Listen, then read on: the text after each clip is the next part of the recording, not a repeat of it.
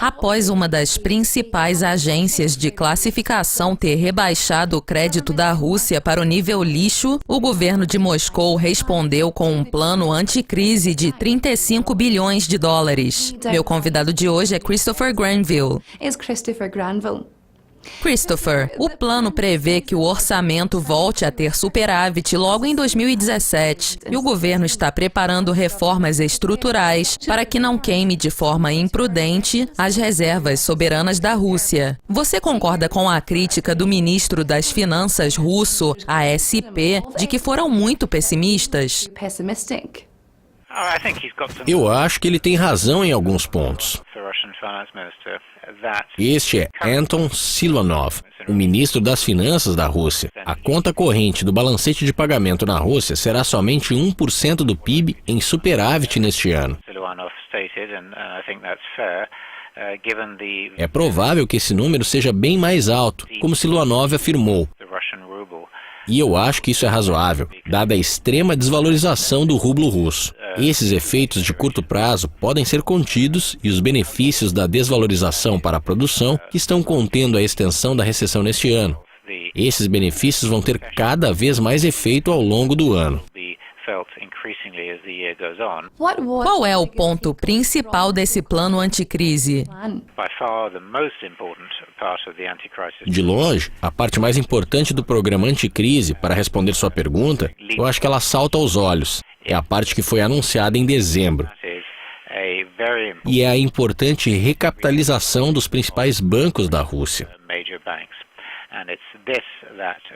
E ela que está, mais do que qualquer coisa, contribuindo para a estabilidade da situação e amortecendo os efeitos do duplo golpe no crescimento, que foi deferido pelo colapso dos preços do petróleo e as sanções contra a Rússia.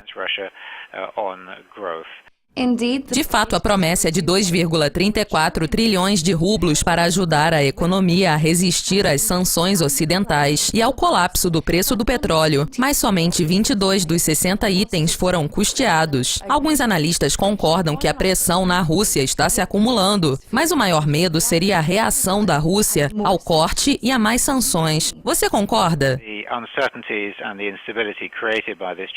As incertezas e a instabilidade criadas por esse confronto geopolítico são, de longe, os maiores riscos. A Rússia, de qualquer forma, teria de enfrentar uma recessão muito feia, problemas de longo prazo e dúvidas sobre o seu merecimento de crédito. Mesmo se não existisse a crise da Ucrânia e o confronto geopolítico que a acompanha. A situação seria desconfortável, mas administrável.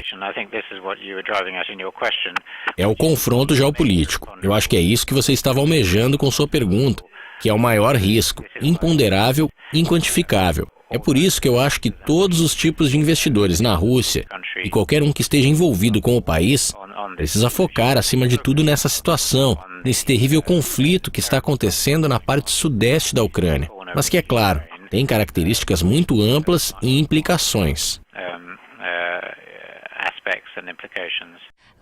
Esse rebaixamento da SP foi amplamente precificado pelos mercados. No entanto, se outra agência de classificação seguir o exemplo, o rublo poderia enfrentar ainda mais problemas. Você acha que isso é provável? Qual é a sua perspectiva para a moeda? Parece não haver nenhum prospecto iminente para que uma das duas outras principais agências de classificação, a Fitch ou a Moody's, sigam os passos da Standard & Poor's em rebaixar o crédito soberano da Rússia ao nível lixo. É claro, isso poderia acontecer daqui a algum tempo, mas não há sinais iminentes de nenhuma das duas. No entanto, eu acho que a perspectiva para o rublo, embora esteja por qualquer padrão subvalorizado no momento em termos fundamentais, mesmo se você presumir que o preço do petróleo não vá se recuperar para bem acima de $50, é difícil esperar que o rublo se fortaleça muito por causa das sanções. A União Europeia e os Estados Unidos estão ameaçando implementar mais sanções enquanto conversamos. E mais sanções, ou pelo menos a deterioração do clima, que embaça a perspectiva de retirar as sanções existentes, especialmente as sanções financeiras, o que significa que haverá mais fluxos de saída. Eu volto para o meu ponto inicial, para a produção real da Rússia e para o desemprego. No médio prazo, não está tão ruim. De fato, isso dá ao país o maior amortecimento aos choques que estão sofrendo. Christopher, nossa conversa foi ótima. Obrigada. Espectadores, obrigada pela audiência. E continuem conectados à Dukascop TV. Até a próxima.